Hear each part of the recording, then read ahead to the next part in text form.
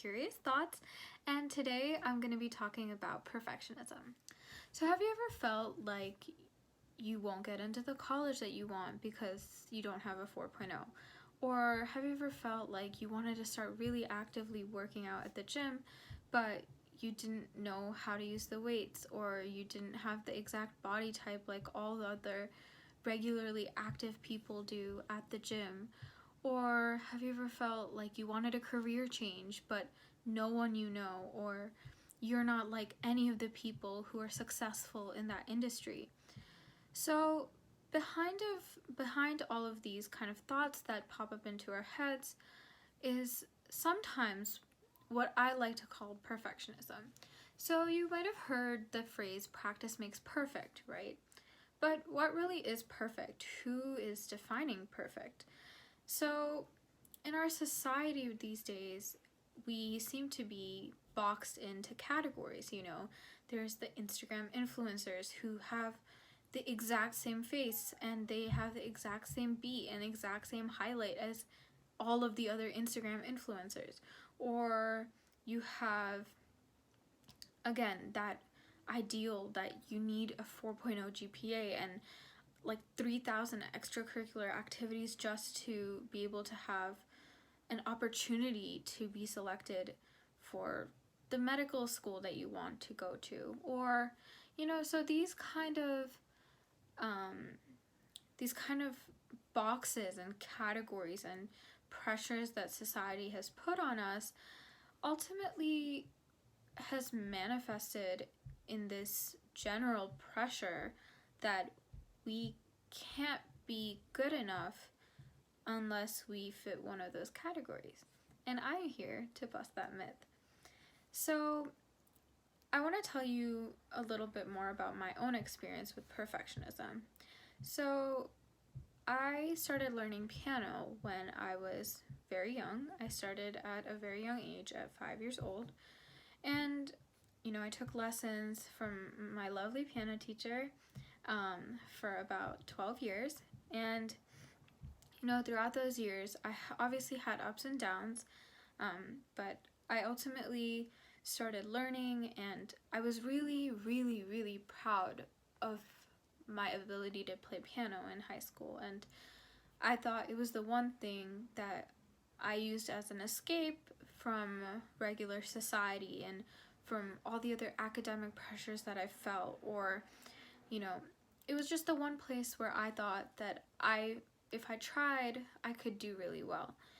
And, when I graduated high school and I stopped taking lessons, I kind of stopped playing piano as much. And I always defined myself as someone who could try and play piano really well, and it was something that was really important to me. But as time went by, and in college I didn't really have an access to a piano, or rather, I didn't go looking out for a piano to practice with. And this ultimately was a result of the idea of perfectionism. So since at one point I did think, oh, I was a good pianist, I was someone who really could play well, and once I fell a little bit out of touch with it, in a couple months I stopped playing for a little while, like as actively as I did before, and this ultimately resulted in me being scared.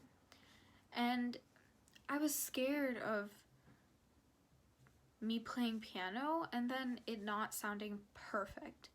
Or I was scared of someone else hearing me play and it not sounding perfect. And I almost got really, really intimidated by the idea that whatever I would play was not perfect.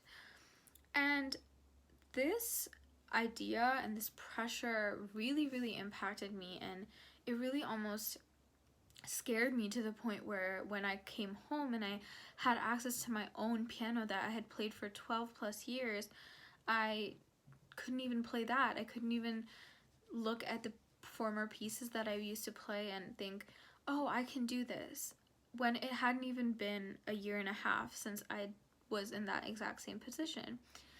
So, this idea of perfectionism was something that weighed really heavily on my mind, and it really, you know, it wasn't just piano that was affected, or my ability or my thoughts about how I played piano that were affected by this idea of perfectionism, but it's almost in every aspect of my life. It's like, oh, well, if I want to do really well in college, I have to get a 4.0. I have to get all A's.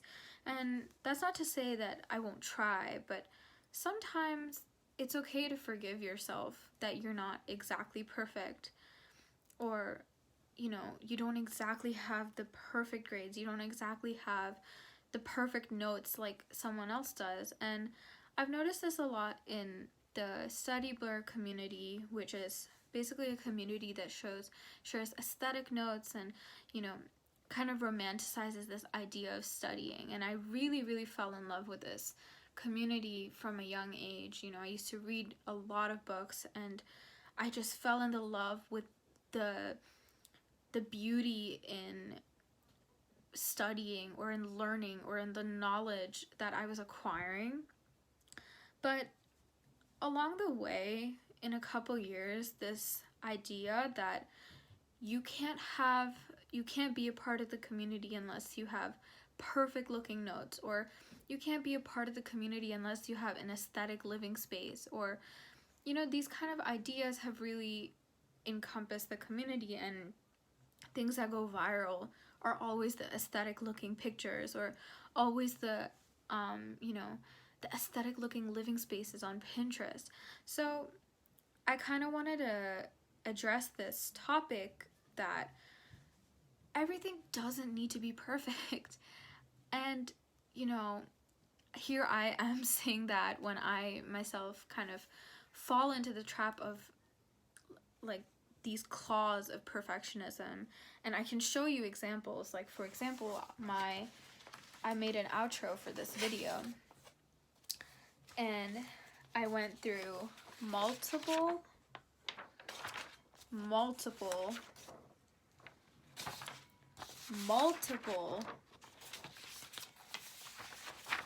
iterations on just the outro. And yeah, you might think, oh, it's not that important. It's not that. It's just an outro. It's gonna be the end of the video. But in my head, I was like, oh, this has to be perfect. Otherwise, when there's some mistake, someone's gonna point it out, and I'm gonna not look as professional, or I'm not gonna look as that this tiny mistake is gonna define who I am. And so I just wanted to talk about this, because it really is okay not to be perfect. And I want to kind of squash this myth that it is okay it is important to only be perfect, because ultimately these kind of ideas really define us, and they really start encompassing us in ways that we don't even realize. Like, for example, I want to be a doctor, and this isn't something that I have is a result of someone else telling me that I should be a doctor, but it's my own choice. And because it's my own choice, I felt like I needed to be up to my own standards in academics, or I have to have the perfect extracurriculars. And that's not to say that I don't try. I try really hard. And a lot of people try really, really hard to get where they are.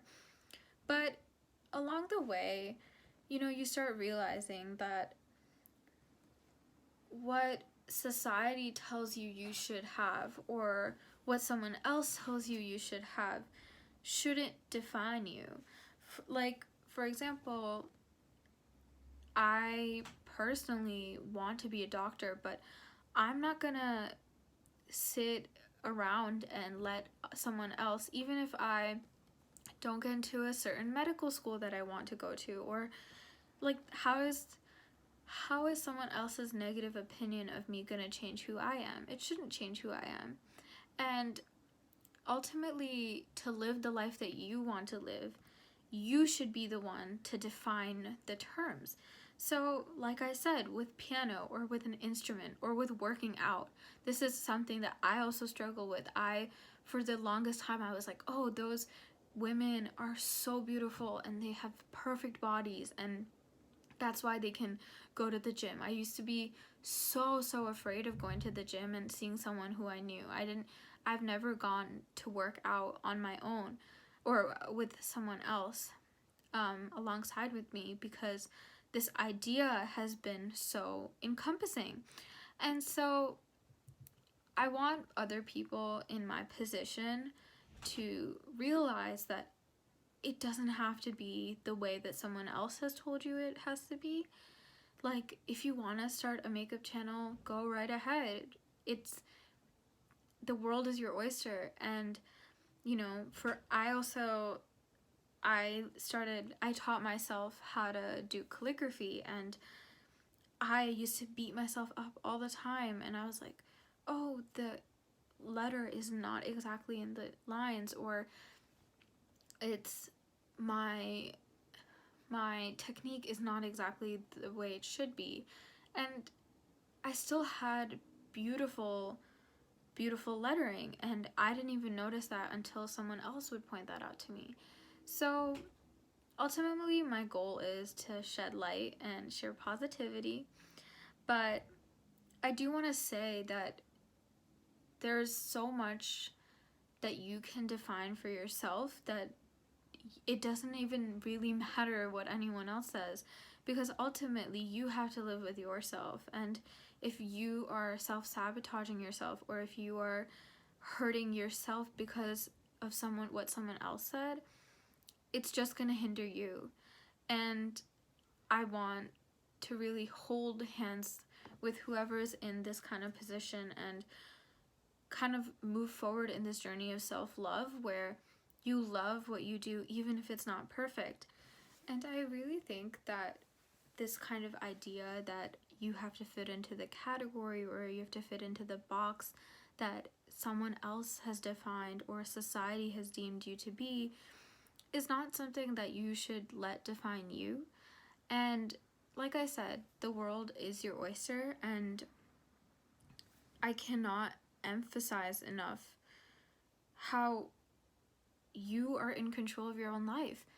And it's something that I'm also starting to realize, but you are so in control of your own life that if something does affect you, or you get a negative opinion from someone else about something that you did, you can take that as constructive criticism if it is constructive criticism, but you can also just tell yourself that you are who you are, and sometimes it's okay to love who you are. And it's not just sometimes, it's all of the time. You should love who you are. And like I said, you have to live with yourself. So it's really important that you realize that your actions define you, and what you want to define you can define you. Obviously, we function as a society and we depend on each other, but ultimately, you should be the one to define yourself. And that's what I kind of wanted to address with this video. So that's all I really have for today's video, but I will definitely be talking more about perfectionism and how to really overcome it, because it's something that I've also started to overcome and started to become on this journey where I love myself, and I thrive because I love myself. And I really want other people to feel empowered and to feel like they can do whatever they want and can be defined by whatever they want. So again, thank you so much for watching this video. I'm really available to talk if you do want to talk about even your personal struggles. You can find me at the Instagram handle at Curiots. I'm gonna be a little bit more active on that. I haven't been really consistent with being active on that, but again, kind of going with the theme of this video, instead of pressuring myself that my feed has to look perfect, or I have to have the exact perfect idea before I post anything. I'm gonna try to overcome that, and be more active there. And I really hope that you can join me in my journey to find a little bit more self-love. And I have a lot of really fun things planned in the future, so I'd love it if you'd stick around and subscribe. But otherwise, I'll be seeing you soon. Thank you so much for watching again.